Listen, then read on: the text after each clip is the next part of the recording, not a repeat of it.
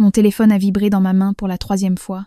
Au moment exact où j'essayais d'obtenir la texture parfaite pour le caramel de ma tarte. « Sophie, ton téléphone sonne. » Lança Antoine depuis le salon, de cette voix traînante et désinvolte qui m'agaçait toujours un peu plus chaque jour.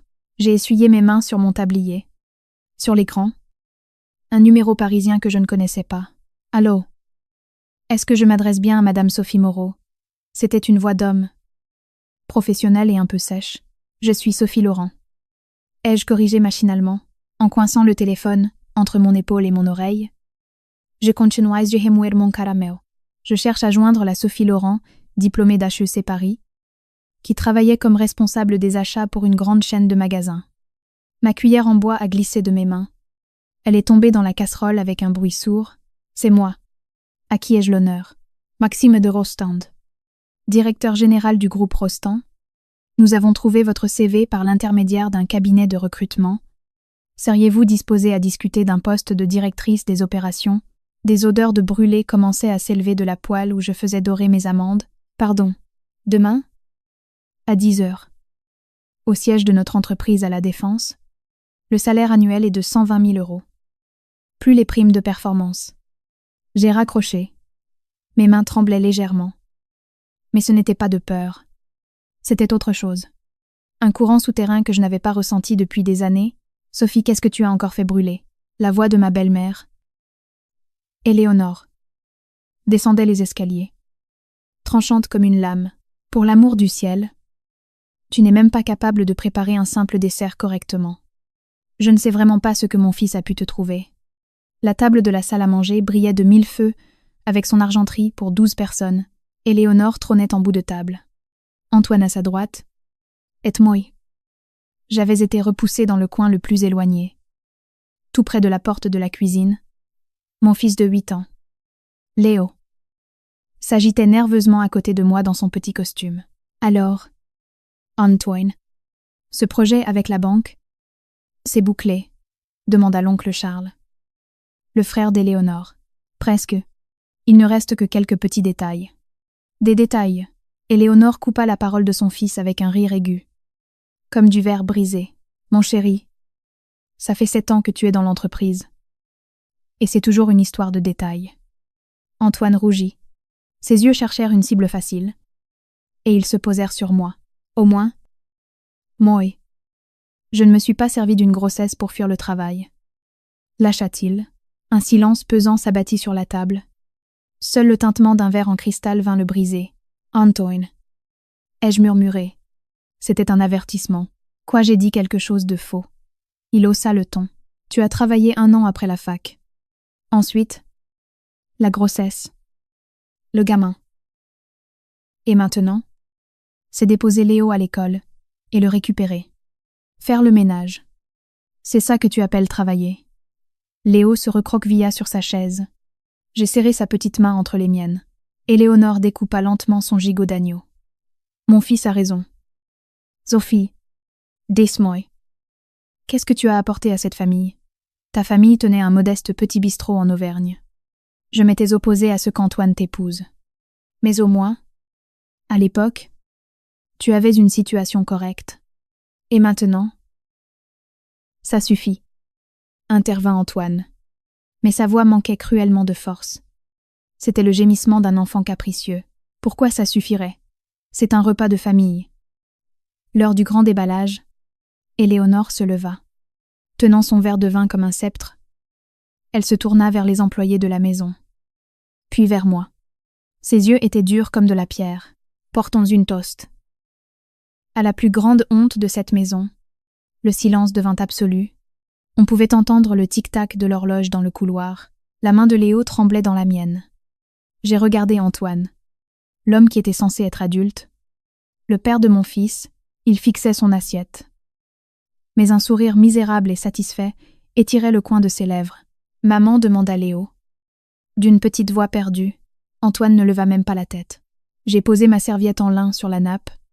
Ce geste silencieux était plus éloque qu'un cri. Je me suis levée. « Sophie, où vas-tu, Éléonore ?»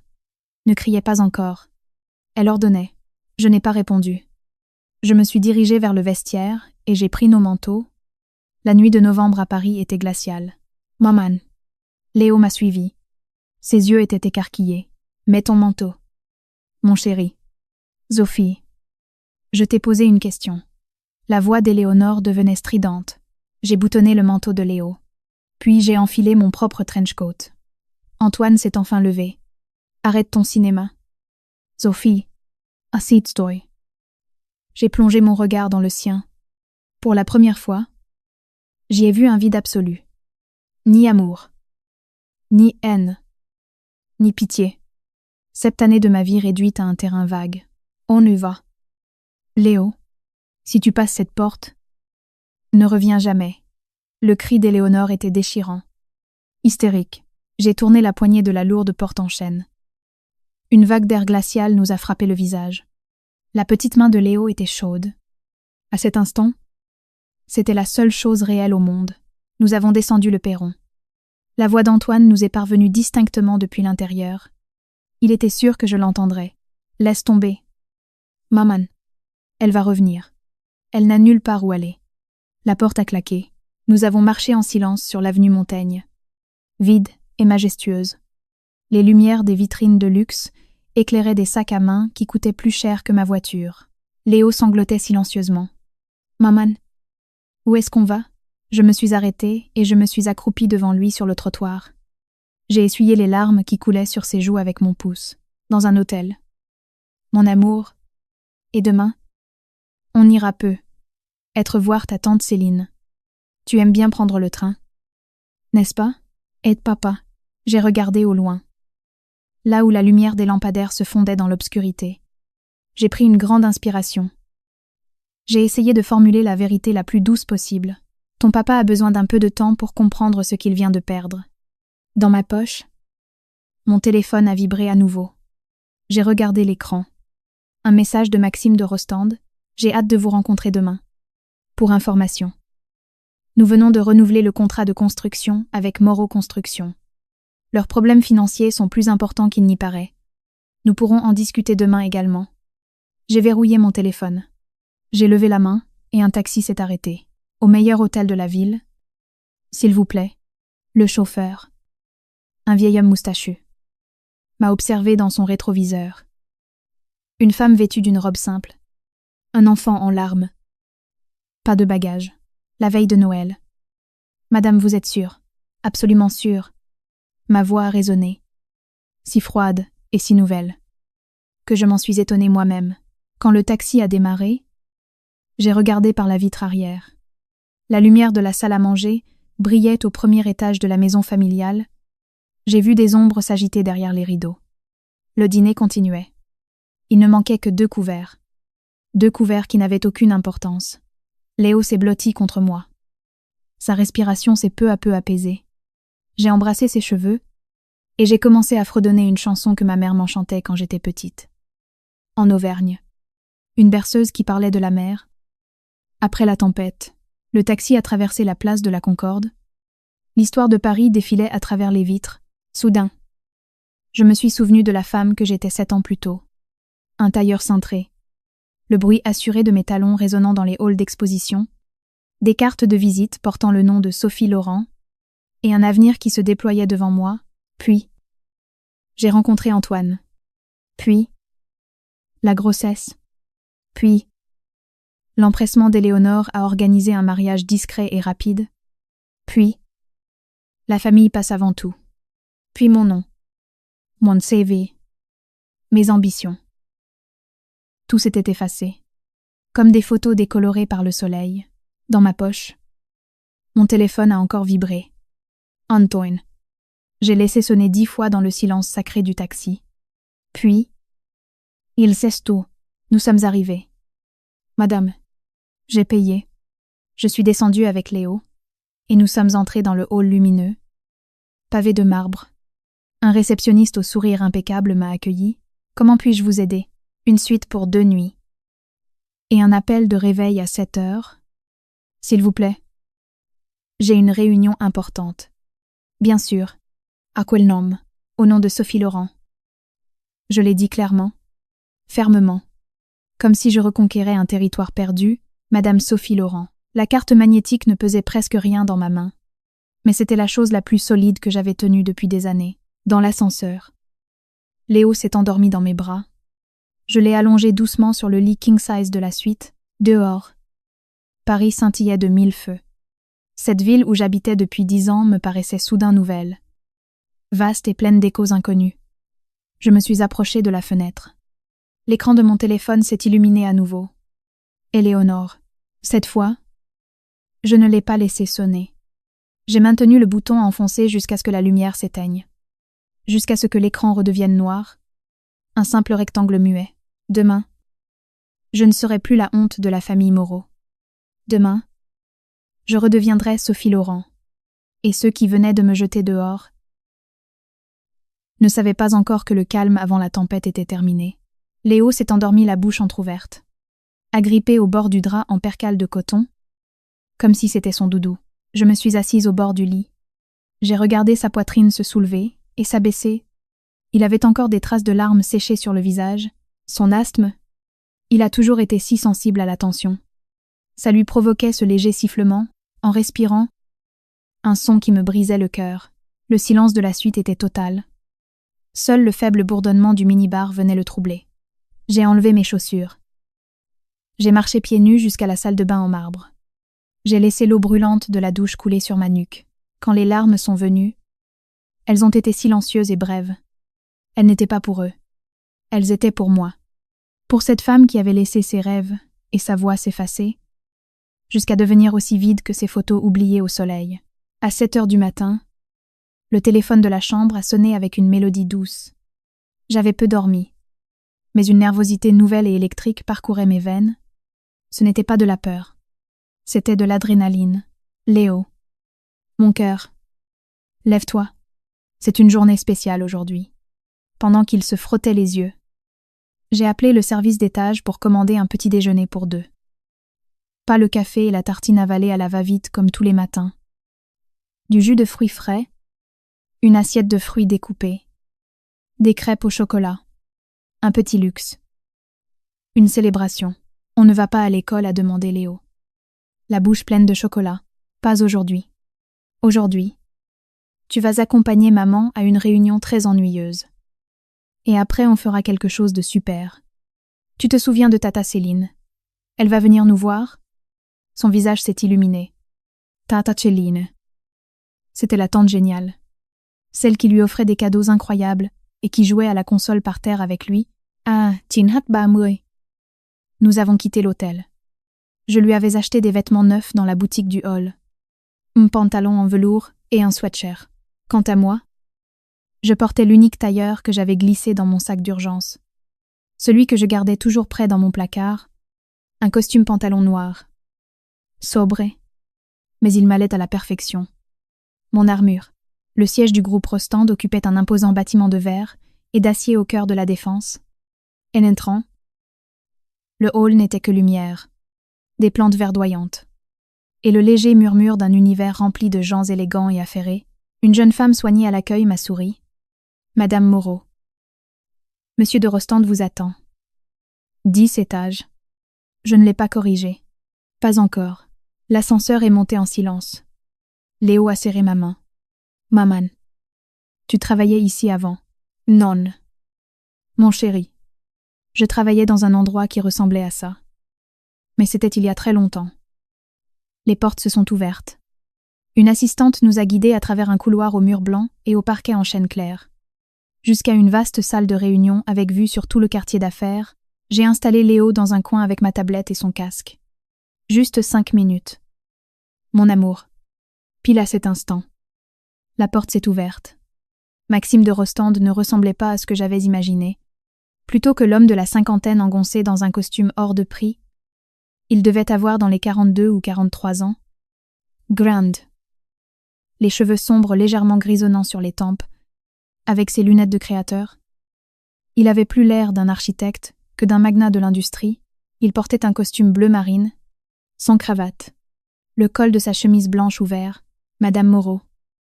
A-t-il dit, en me serrant la main. Une poignée de main ferme et franche. Ses yeux gris verts m'ont jaugé avec un regard rapide et professionnel. Merci d'être venu. Louis. Ce doit être Léo. Je m'excuse. Je n'avais personne pour le garder aujourd'hui. Ne vous inquiétez pas. La famille passe avant tout. Ces mots inoffensifs ont résonné en moi avec une ironie amère. Je vous en prie. Asseyez-vous. L'entretien n'en fut pas un.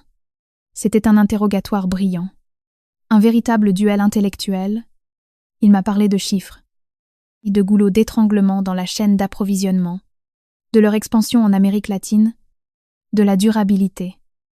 Non pas comme argument marketing, mais comme une nécessité absolue, je n'ai répondu. D'abord avec prudence, puis avec une assurance qui grandissait de minute en minute. Pendant des années, j'avais passé mes nuits à lire des rapports économiques, à étudier les marchés. J'avais gardé vivante cette partie de mon cerveau, celle qu'Antoine et Éléonore considéraient comme un passe-temps inutile. Votre CV est impressionnant. Bien que court, dit-il à un moment donné, en survolant le dossier posé devant lui, 5 ans éloigné du marché du travail. C'est long. Que faisiez-vous? Nous y voilà. La question que je redoutais, j'ai pris une profonde inspiration. J'étais directrice des opérations dans une petite entreprise familiale, gestion du budget, logistique interne, ressources humaines, gestion des crises, négociation avec les fournisseurs, et psychologue, à plein temps. J'ai maintenu le système à flot malgré d'innombrables conflits internes. Et malgré une direction qui n'avait qu'une vision à court terme, c'était, sans aucun doute, le travail le plus difficile que j'ai jamais eu à faire.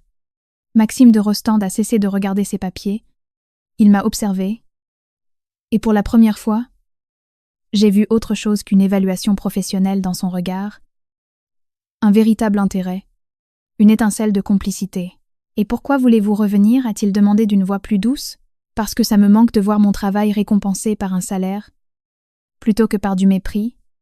La franchise de mes propres mots m'a surprise moi-même. Parce que je veux que mon fils voie que sa mère n'est l'ombre de personne. » Il s'est adossé à son fauteuil. Il a joint le bout de ses doigts. Le silence s'est rempli du léger bourdonnement de la ville à travers les vitres. « Here. Nous avons annulé notre contrat avec Moreau Construction. » a-t-il déclaré, changeant brusquement de sujet. La construction de notre nouveau magasin à Lyon a des mois de retard.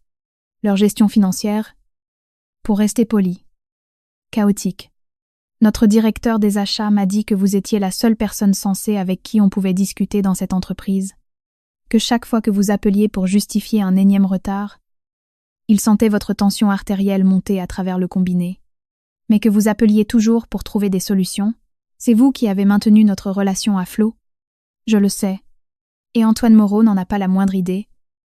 N'est-ce pas? Ni ma belle-mère. Éléonore. C'est un requin dans le monde des affaires. Mais elle vit encore dans les années 80. Il a balayé l'air d'un geste dégoûté. Vous êtes le seul atout de cette entreprise. Et ils étaient en train de vous jeter à la poubelle. J'ai ressenti un vertige soudain. Pas de faiblesse, mais de cette force, de cette colère contenue pendant des années, qui trouvait enfin une porte de sortie. Le poste est à vous. Sophie Laurent, a dit Maxime en se levant. Le salaire est celui que j'ai mentionné.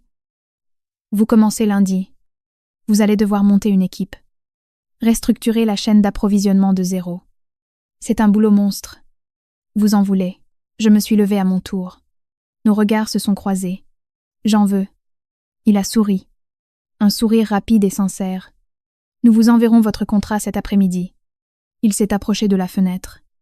Et encore une chose. D'après ce que je sais, votre départ de cette entreprise familiale va faire des vagues. Si vous avez besoin de conseils juridiques, ou simplement d'un endroit où vous sentir en sécurité, sachez que cette entreprise protège les siens. Je suis très sérieux. J'ai hoché la tête, incapable de formuler un mot. Quand je suis sortie de la salle, Léo a couru vers moi. C'est fini. Maman. Oui. Mon amour. C'est fini. J'ai pris sa main. En repassant devant la réception, la même jeune femme m'a souri. Madame Laurent. Monsieur de Rostand m'a demandé de vous envoyer le contrat à l'adresse email que vous nous avez fournie. Madame Laurent.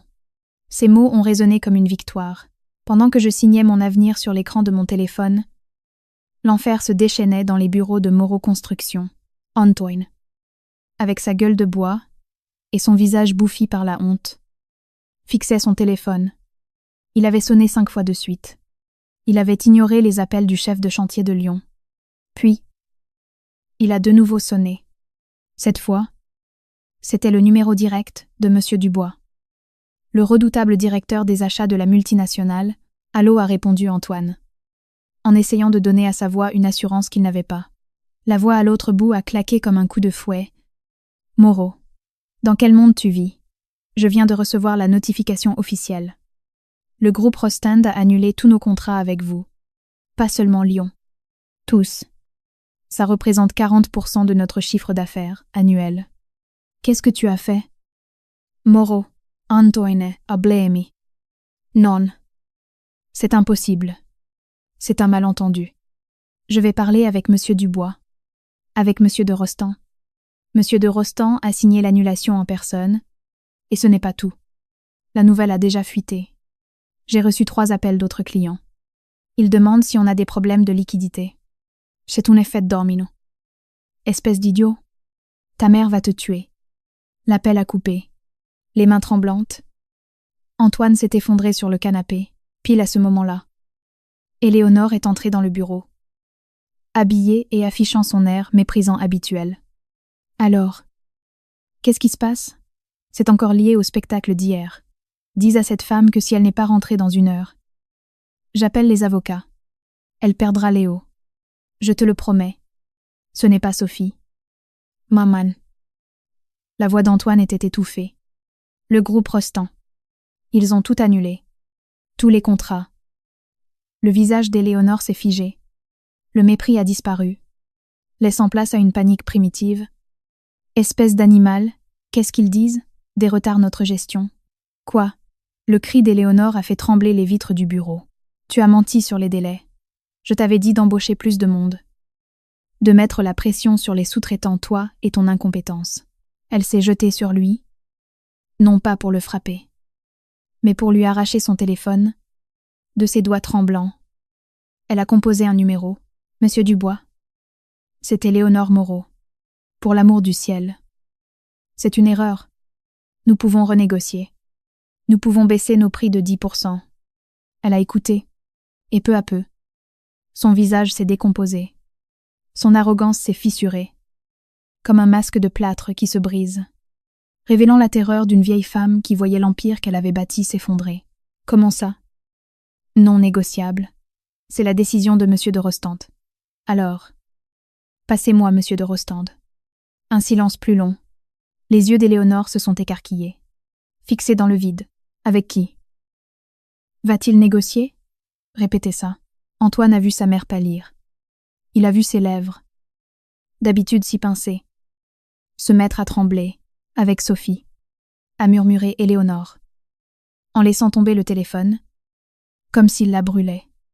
L'écran s'est fracassé sur le sol. Il dit « Que, ça l'a dit » que la seule personne avec qui ils acceptent de parler, c'est Sophie. C'est leur seule interlocutrice valable. Le silence qui a suivi était plus assourdissant qu'une explosion. Antoine a senti le sol se dérober sous ses pieds. Ceste. Ça n'a aucun sens. Sophie n'a rien à voir avec l'entreprise. Elle est juste.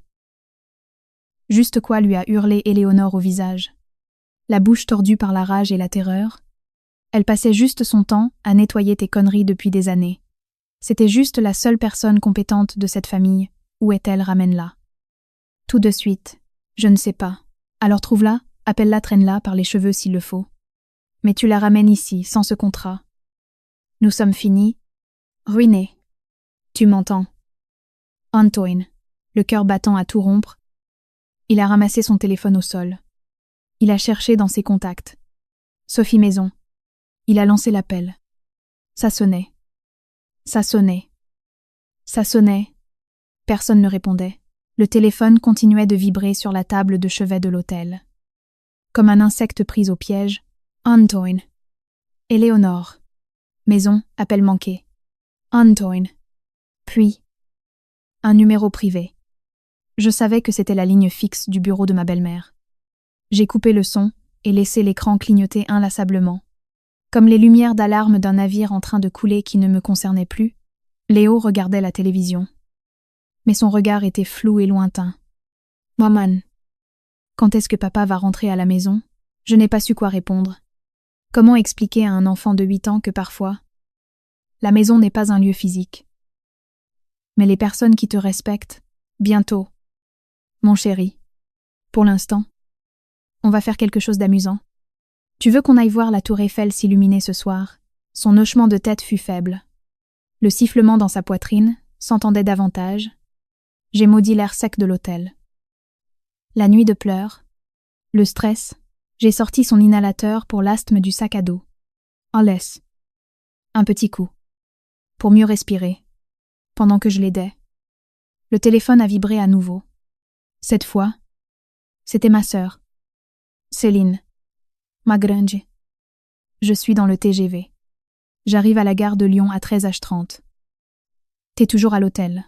Oui. Ils n'arrêtent pas de m'appeler comme des fous. Laisse-les sonner dans le vide.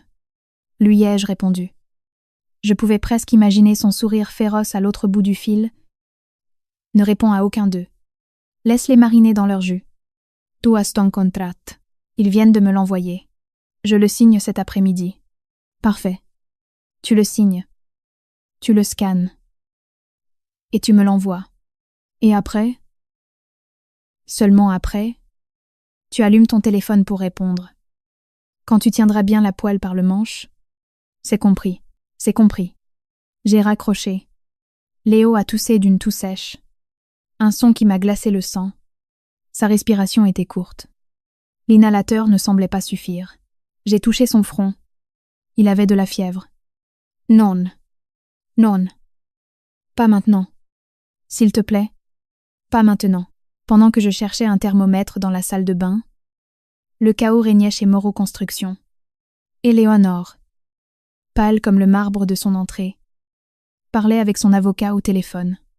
Sa voix était tendue, un fil prêt à rompre sous le poids de la panique, et il n'y a rien à faire. Genre rien du tout. La voix de l'avocat, sèche et professionnelle, résonnait dans le combiné. Éléonore. Sans le portefeuille du groupe Rostand, les autres créanciers vont sentir l'odeur du sang. Vous avez 3 traites à payer ce mois-ci.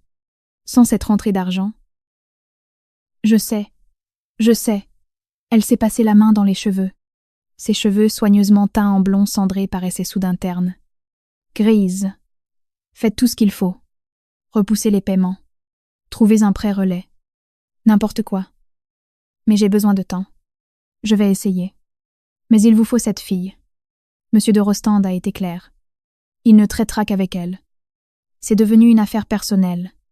Éléonore a raccroché et s'est tournée vers son fils. Antoine était affalé sur un fauteuil.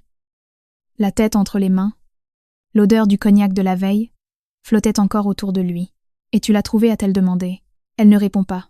« Maman. » J'ai appelé son portable. Le fixait. Je suis allée chez son amie Chloé. Rien. As-tu pensé aux hôtels ? Elle peut être dans n'importe quel hôtel. Avec quel argent ? Elle n'a pas de carte de crédit à son nom. Juste la carte secondaire de mon compte. Et elle ne l'a pas utilisée. Éléonore l'a regardé avec un tel mépris qu'elle aurait pu le réduire en cendres sur place. Tu es encore plus inutile que je ne le pensais.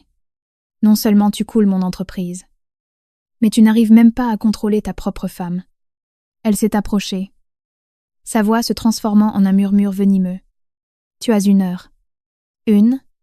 Soit tu la trouves. Soit je lance demain une procédure de licenciement pour faute grave. Et tu ne verras pas un seul centime de l'héritage de ton père. La vieille menace, usée jusqu'à la corde, a cette fois-ci fait l'effet d'un électrochoc. Antoine a bondi de sa chaise. Ses yeux étaient injectés de sang. Tu ne peux pas faire ça. Oh. Tu crois que je ne peux pas essayer pour voir ? Elle lui a tourné le dos. Et quand tu la trouveras ? Antoine. Rampe s'il le faut. Mais ramène-la. Le cœur tambourinant dans sa poitrine, il a repris son téléphone. Il a composé le numéro. Ça sonnait. Ça sonnait. Ça sonnait. Personne ne répondait.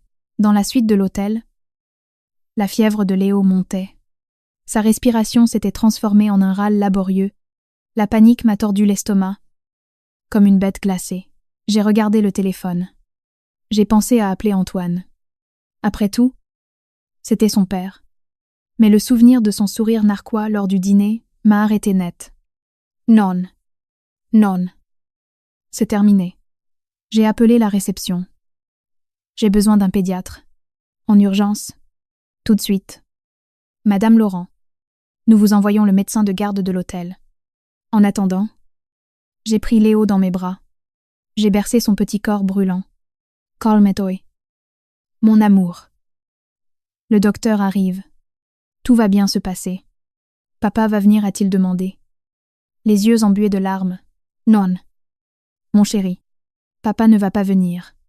Un médecin soixantenaire, aux manières impeccables, est arrivé dans les 10 minutes.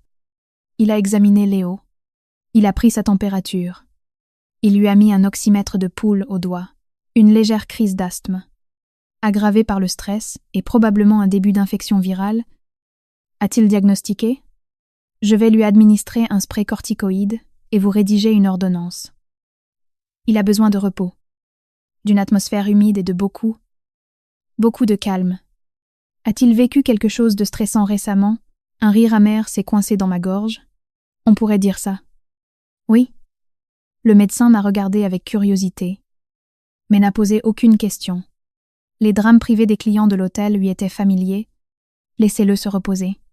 Je repasserai demain à la première heure. Après son départ, Léo respirait mieux grâce aux médicaments. Il somnolait. Je me suis assise à côté de lui. Épuisée. Sur l'écran de mon ordinateur portable, le PDF du contrat du groupe Rostand brillait. 120 000 € annuels. Des primes. Une voiture de fonction. Un bureau aux 10 étages. Un avenir. J'ai pris un stylo de l'hôtel. J'ai signé. Numéro de carte d'identité. Date. J'ai scanné les pages et je les ai envoyées à Maxime de Rostand et à ma sœur Céline. 1 minute plus tard, j'ai reçu un message de Maxime bienvenue dans l'équipe. À lundi, restez forte. Et un autre de Céline Bravo. Maintenant, tu peux décrocher le téléphone. Pile à cet instant. L'appareil a vibré. Antoine. 40 appels en absence. J'ai pris une grande inspiration. J'ai compté jusqu'à 5 et j'ai glissé mon doigt sur l'écran pour répondre. Sophie enfantesse ou t'es malade ou quoi? Et Léo sa voix n'était qu'un flot de panique et de fausse inquiétude. Nous allons bien. Qu'est-ce que tu veux? Antoine, je veux que tu rentres à la maison. Ce qui s'est passé hier, c'était un malentendu. Ma mère n'était pas dans son assiette. Et j'avais trop bu. Un gros malentendu. J'ai répété ces mots. D'une voix plate et sans émotion, ta mère m'a appelé la plus grande honte de la famille. Tu asrikane. Et on nous a jetés à la rue. Ton fils et moi, à la veille des fêtes. Ce n'est pas un malentendu. Antoine. C'est une déclaration d'intention. Et je l'ai parfaitement comprise. Un silence a suivi, puis sa voix a tremblé, sur un ton suppliant qui aurait pu m'attendrir. Autrefois, Sophie, s'il te plaît, je suis désolée. Je suis vraiment désolée. Reviens à la maison. On va discuter. Comme des adultes. On peut discuter maintenant. Au téléphone. Non. Ce n'est pas pareil. Léo a besoin de moi. J'ai besoin de toi. Le mensonge était si transparent qu'il en était blessant. Tu as besoin de moi. Ou tu as besoin de ma signature pour sauver ton contrat avec le groupe Rostand. Le silence à l'autre bout fut si total que j'ai cru que la ligne avait été coupée. Comment? Comment tu sais ça? Maxime de Rostand, me l'a dit ce matin. Lors de mon entretien pour devenir la nouvelle directrice des opérations du groupe Rostand, poste que j'ai accepté. Au passage, le cri étouffé qui s'est échappé du combiné a été presque satisfaisant. Quoi, Antoine? Ton téléphone va exploser. Tu te fous de moi. Au groupe Rostand, c'est ta vengeance. Tu nous sabotes. Je ne vous sabote pas. Je vous quitte. Ce sont deux choses très différentes. Ce qui arrive à votre entreprise est le résultat de votre incompétence. Pas de mon ambition. Quoique. Maintenant que tu le dis, J'ai fait une pause calculée. Pour laisser le poison infuser, la décision d'annuler le contrat, Monsieur de Rostand l'a prise hier matin, bien avant que vous ne m'appeliez une honte pendant le dîner. Donc, techniquement, c'est vous qui vous êtes saboté. L'ironie est magnifique. Tu ne trouves pas, Sophie? Écoute-moi. Sa voix n'était plus qu'un filet. Une prière désespérée. Ne fais pas ça. Pour notre passé. Pour Léo. N'utilise pas notre fils. Tu n'en as pas le droit. Le calme avec lequel je parlais me surprenait moi-même. Écoute-moi bien. Antoine. Je ne reviendrai pas aujourd'hui. Ni demain. Ni jamais. Demain. Amaseur. Qui est avocate? Va lancer la procédure de séparation. Tu vas recevoir une convocation du tribunal des affaires familiales pour la garde et les droits de visite. Vu la scène d'hier, je te conseille d'accepter un divorce à l'amiable. Non, je ne divorcerai pas. Je ne te demande pas ta permission. Je t'informe. J'ai entendu des bruits en fond. La voix suraiguë d'Éléonore. Et dis à ta mère d'arrêter de hurler. Si elle veut me parler, qu'elle m'appelle directement. Et j'ai raccroché poliment. Mes mains tremblaient. Mais c'était de la puissance. Le tremblement d'une libération. J'avais brisé le fil. J'étais enfin libre. Ou du moins, plus libre qu'avant. Il ne s'est pas passé 3 minutes. Le téléphone a de nouveau sonné. Un numéro privé. Je savais qui c'était. Oui, la voix à l'autre bout était méconnaissable. Ce n'était plus la matriarche despotique. C'était une vieille femme terrorisée. Sophie, ma fille. Il faut qu'on parle. Je ne suis pas votre fille. Parlez. Ce qui s'est passé hier, ce sont des mots dits sous le coup de la colère. Ils ne pensaient pas ce qu'ils ont dit. Ils ont pensé chaque mot. Vous l'avez pensé. Et Antoine l'a pensé. Alors passons là. Dessus. Éléonore. Que voulez-vous? Un silence. Je l'ai entendu respirer. Avec difficulté. Je veux que tu arranges ça avec Monsieur de Rostand. Je veux que tu les convainques de reconsidérer la situation. C'est l'entreprise de mon défunt mari. L'entreprise de ton fils. L'entreprise de votre fils. L'ai-je corrigé? Et l'avenir de Léo est déjà assuré, avec mon nouveau salaire. Il ne manquera de rien. C'est notre entreprise. L'entreprise familiale. Une famille dont je ne fais plus partie. Ai-je coupé? Vous l'avez décidé hier soir. Vous vous souvenez? La plus grande honte. La porte s'est refermée. On ne revient pas en arrière. Je l'ai entendu déglutir. Je te demande pardon. Les mots semblaient lui arracher la gorge. Reviens. Parle à Monsieur de Rostand. Et tout redeviendra comme avant. Plus rien ne sera jamais comme avant. Éléonore. Et non. Je ne parlerai pas à Monsieur de Rostand. Ou plutôt, si. Je lui parlerai lundi. Depuis mon nouveau bureau. Pour lui dire qu'il a eu entièrement raison de rompre les contrats avec une entreprise gérée par des incompétents déloyaux. C'est ce que ferait n'importe quelle directrice des opérations digne de ce nom. Le cri qu'elle a poussé alors n'était pas de la rage. C'était de la terreur pure. Tu ne vas pas nous ruiner. Mon fils va perdre son héritage. Mon fils n'a pas besoin de cet héritage empoisonné. Il a besoin d'une mère qui ne soit la honte de personne. Adieu. Éléonore. J'ai raccroché. Et j'ai éteint mon téléphone. Le monde ne s'est pas effondré. Au contraire, l'air de la pièce m'a semblé plus léger, plus facile à respirer. Je me suis approchée de la fenêtre. Paris brillait de 1000 feux. Quelque part dans cette ville, mon mari et ma belle-mère étaient en train de se noyer dans la fosse qu'ils avaient eux-mêmes creusée. Le téléphone de la chambre a sonné. C'était la réception. Madame Laurent. Un monsieur insiste pour monter. Il dit être votre mari. Doit-on le laisser passer? J'ai regardé Léo. Il dormait d'un sommeil agité. J'ai pris une grande inspiration. Laissez-le monter. Les coups frappés à la porte de la suite étaient secs, insistants. Comme les battements d'un cœur paniqué, j'ai regardé Léo, assoupi par les médicaments. Et j'ai ouvert la porte. Antoine était là. Mais ce n'était plus l'Antoine que je connaissais. Sa chemise était froissée. sa cravate de traverse. Et il y avait dans ses yeux quelque chose que je n'avais jamais vu. Une peur viscérale. Il sentait la sueur et le mauvais cognac. « Il faut que tu viennes », a-t-il dit, en essayant de forcer le passage. J'ai bloqué l'entrée avec mon bras tendu contre le chambranle. Pas un pas de plus. « Sophie, s'il te plaît. » Sa voix tremblait. L'entreprise de mon père est en train de couler. Ma mère fait une crise de nerfs. Ça m'est égal. Les mots sont sortis froids. Sech. Je t'avais prévenu de ce qui arriverait. Vos actes ont des conséquences. C'était une seule soirée. Une seule. Tu vas nous détruire pour quelques mots dits sous le coup de l'énervement. Sa voix est montée dans les aigus. C'était cette voix de gamin capricieux qui m'avait toujours fait plier. Mais plus maintenant, ce n'est pas moi qui vous ai détruit. Antoine.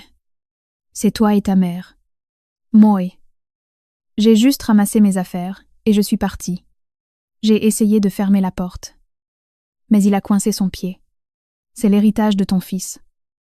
Léo, l'héritage de ton propre enfant. Cela m'a fait rire.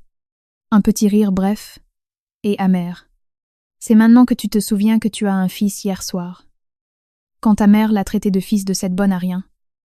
Tu as ri. Tu as ri. Antoine. Yelaivo. Il a blêmi. J'ai baissé la voix. Car Léo bougeait dans le lit. Maintenant, va-t'en. J'ai des choses à faire. Nous couler, c'est ça que tu as à faire. Me sauver. Moi et mon fils. Ce n'est pas la même chose. J'ai cherché dans ses yeux la moindre trace de l'homme dont j'étais tombée amoureuse. Il n'y avait rien. Seulement de la panique et de l'égoïsme. Lundi. Je commence au groupe Rostand. Ma première réunion est avec le directeur financier pour décider quels partenaires nous gardons et lesquels nous annulons. Devine sur quelle liste vous êtes. Son visage s'est décomposé. Tu ne peux pas faire ça. Je peux. Et je vais le faire. J'ai ménagé un silence théâtral. J'avais vu Éléonore le faire des centaines de fois. Ça a marché.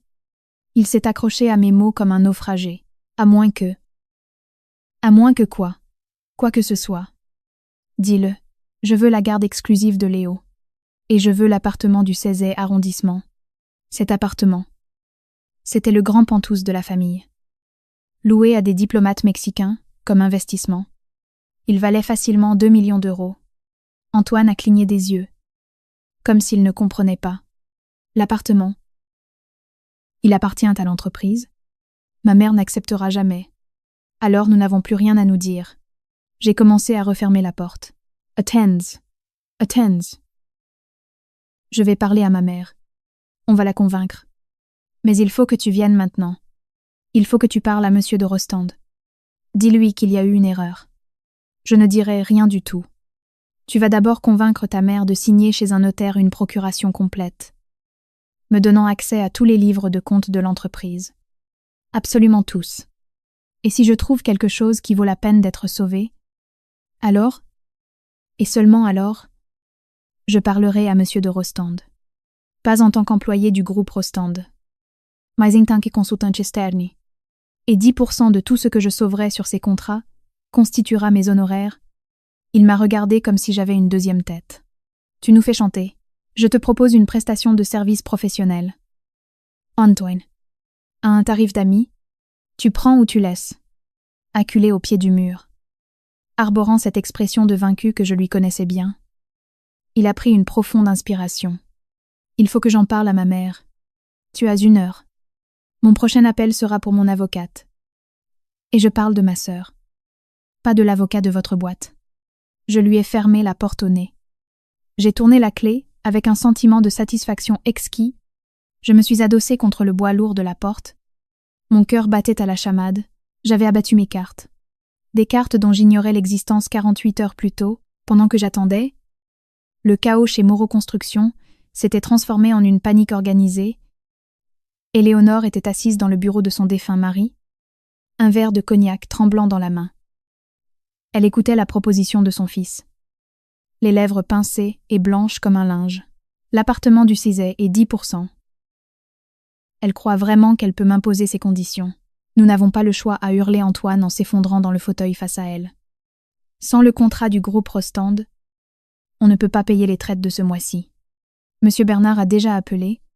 Il dit que si on ne paie pas le chantier de Séville, ils vont nous poursuivre. Et la banque a gelé notre ligne de crédit. Éléonore a vidé son verre d'un trait.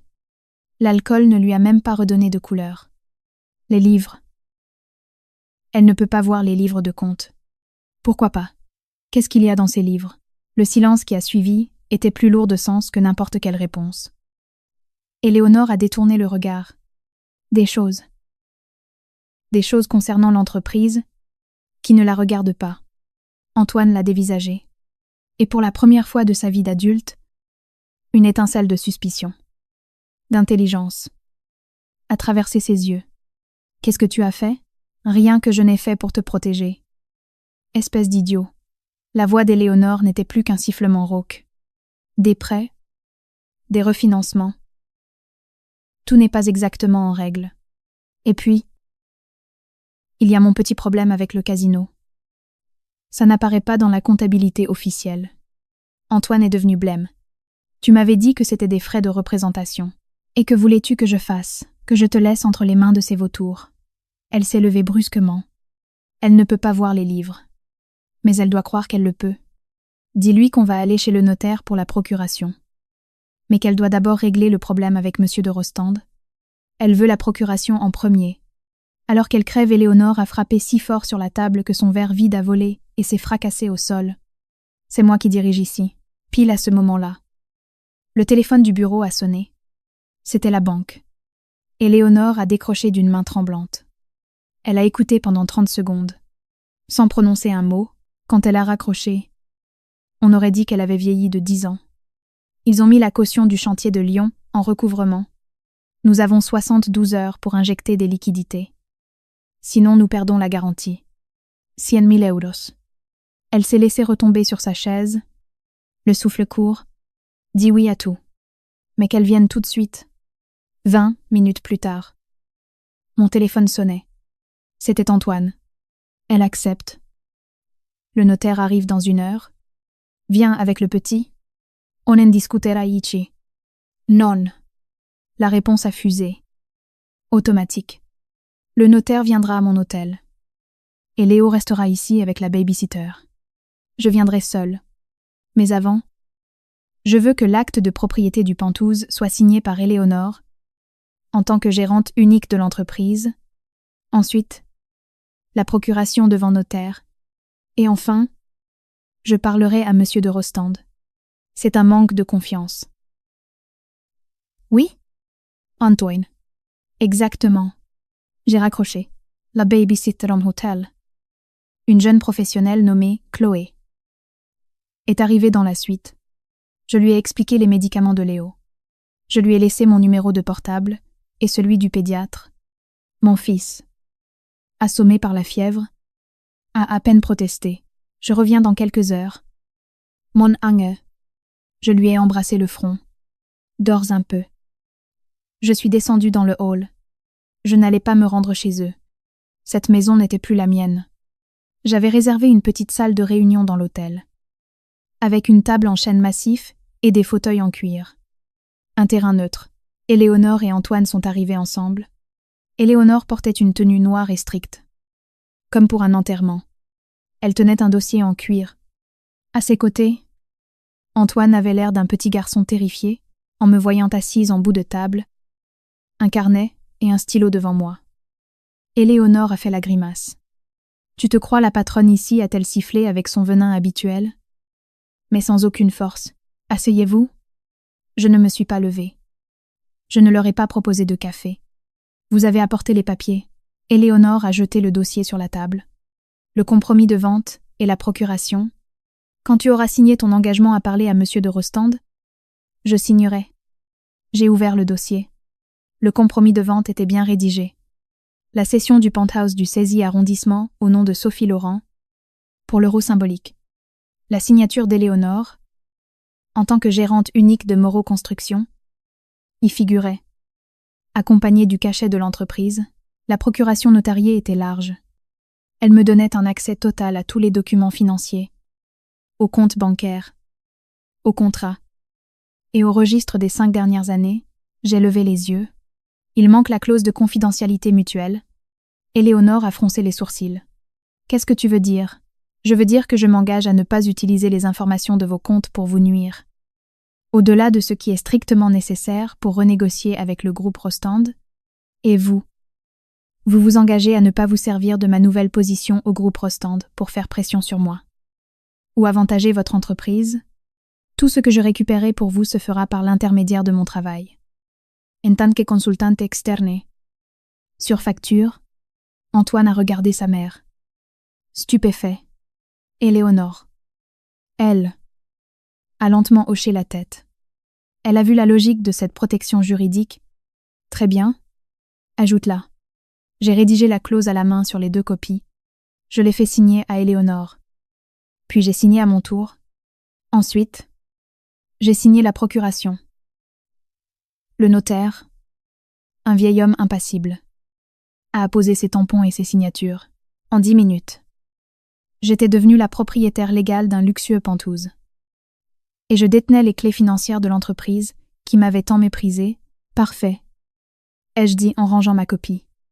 Maintenant, les livres de compte, je veux tout voir. Maintenant, au bureau, on avait dit. A commencer Antoine, amenez-les ici. Où je pars. Et vous irez expliquer à vos créanciers pourquoi vous avez raté votre dernière chance. Éléonore a fait signe à Antoine de la tête. Il a sorti son ordinateur portable. Tout est numérique.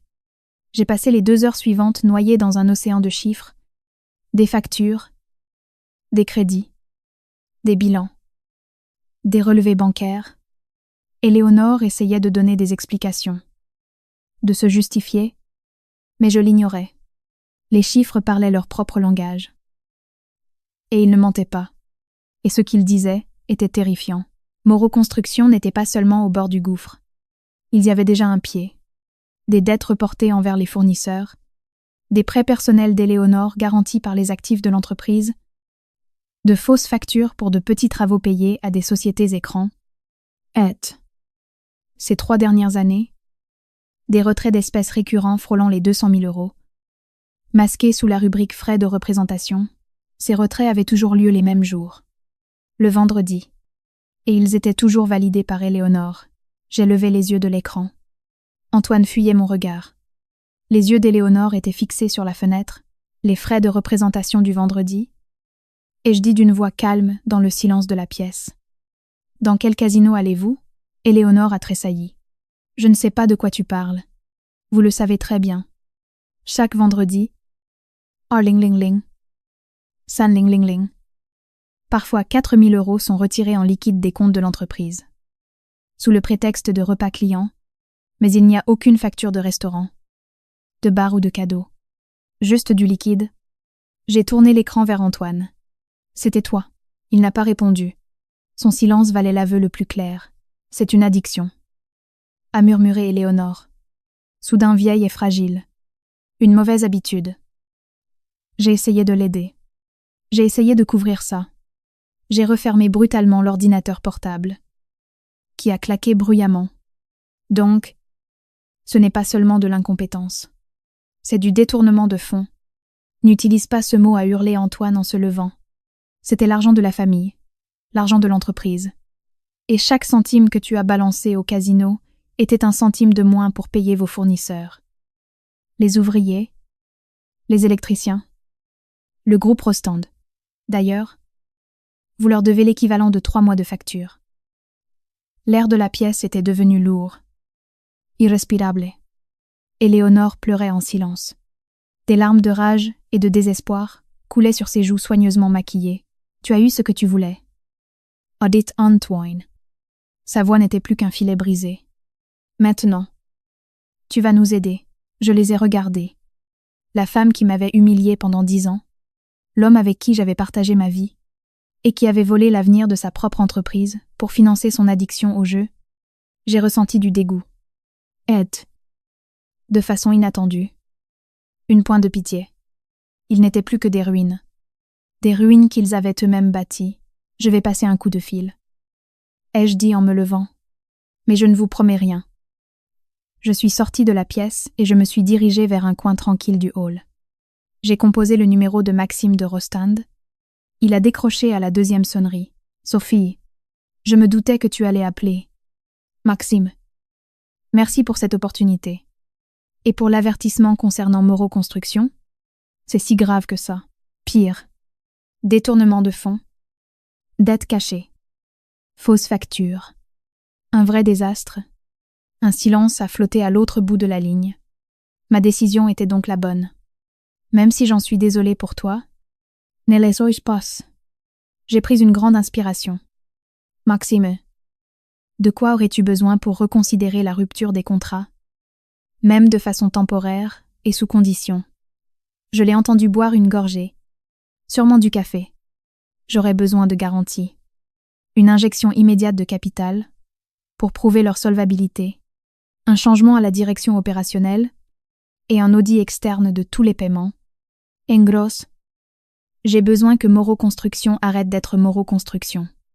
Et si cet auditeur externe, c'était moi, la question est sortie toute seule. En tant que consultante indépendante, pas en tant qu'employée du groupe Rostand. Je te fournirai des rapports hebdomadaires. Je validerai chaque facture. Je gérerai les finances. Et la gestion opérationnelle serait confiée à un directeur de mon choix, en qui j'ai confiance. Maxime de Rostand a laissé échapper un petit rire. Sec, mais teinté d'admiration.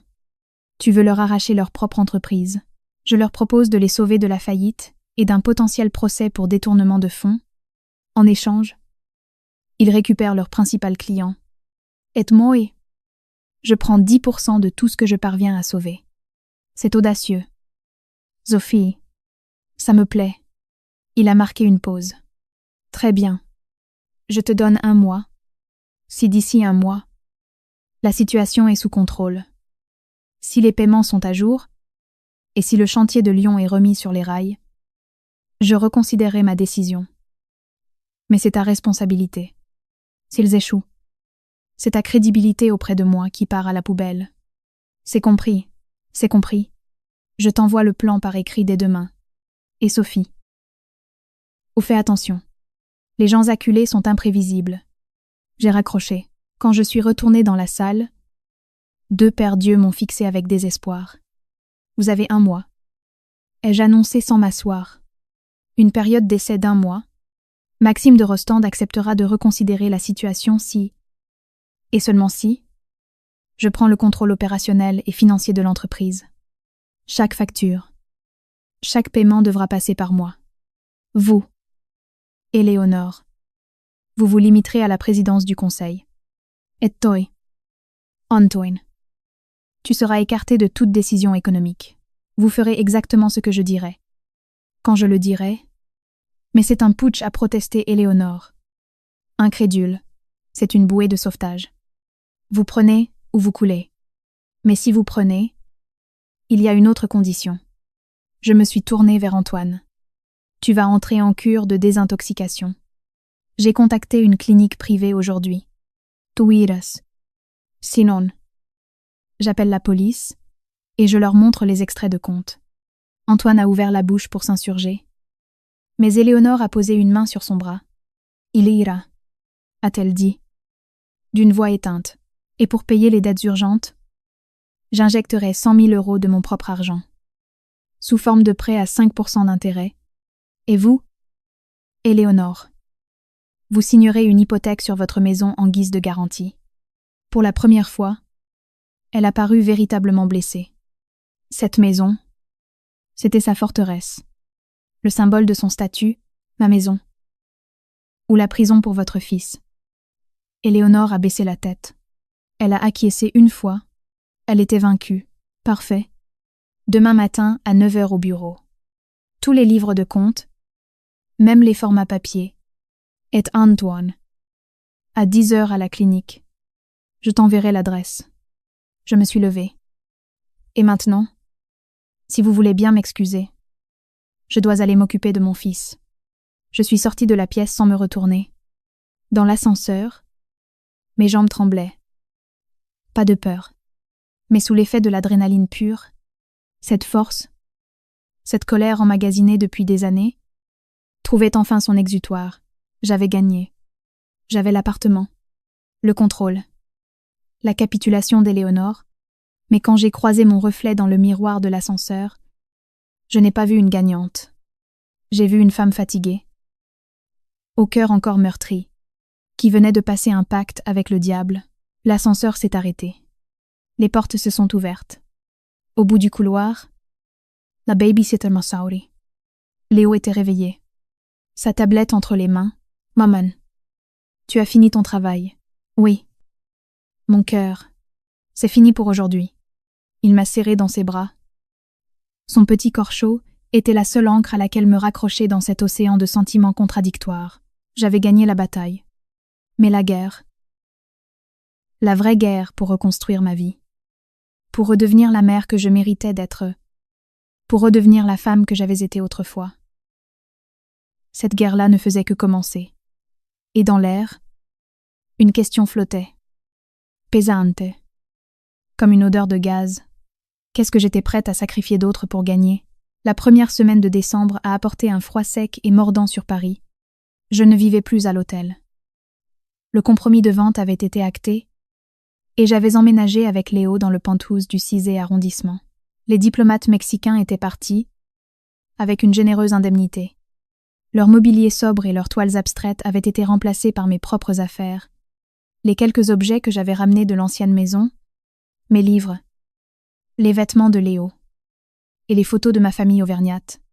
Le reste pouvait bien pourrir là. Le matin, je déposais Léo dans une école internationale près de la Seine. L'après-midi, une nourrice allait le chercher. Et entre les deux, je menais ma seconde bataille, celle de Moreau Construction. Leurs locaux, situés dans un immeuble des années 70 à La Défense, sentaient la poussière, le café froid et la défaite. Le lundi, quand j'ai passé la porte pour la première fois, les 18 employés se sont levés de leur bureau, non pas par respect, mais par peur. La rumeur s'était vite répandue.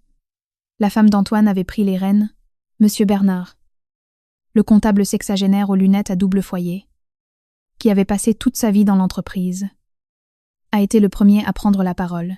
« Madame Sophie, voici les relevés de compte que vous avez demandés. »« Merci. »« Monsieur Bernard, mais appelez-moi Sophie. Passe du madame. Et je veux tout voir. La comptabilité officielle. Et l'autre, il est devenu blême. Je ne vois pas de quoi vous parlez. Vous le savez très bien. Vous êtes ici depuis 20 ans. Vous savez où est passé l'argent manquant. Tout comme vous saviez que les frais de représentation du vendredi n'étaient pas destinés aux clients. Soit vous me montrez tout, soit vous partez aujourd'hui même, pour faute grave, sans aucune indemnité. Et à votre âge, vous ne retrouverez jamais un poste ailleurs. Monsieur Bernard m'a fixé, et dans ses yeux, j'ai vu se livrer une guerre entre sa loyauté envers Éléonore et son instinct de survie. L'instinct de survie a gagné. Sans un mot, il s'est levé. Il s'est dirigé vers une armoire métallique verte. Il a sorti une clé de son trousseau et a ouvert le tiroir du bas. Il en a extrait un vieux registre de comptabilité à la relure en cuir usé et une clé USB. Tout est là. Ce qui n'est pas dans le système. L'argent noir. Les primes occultes. Les retraits de Monsieur Antoine. Madame Éléonore m'avait ordonné de garder cela à part. J'ai ouvert le registre. C'était un carnet de notes manuscrites, tenu avec une minutie absolue, des chiffres qui n'apparaîtraient jamais aux yeux du fisc. Ils étaient bien là. Avec la calligraphie soignée de Monsieur Bernard, on y retrouvait toutes les entrées du vendredi depuis 2019. Retrait 2000 €. Retrait 1500 €. Le montant total dépassait largement les 250 000 €.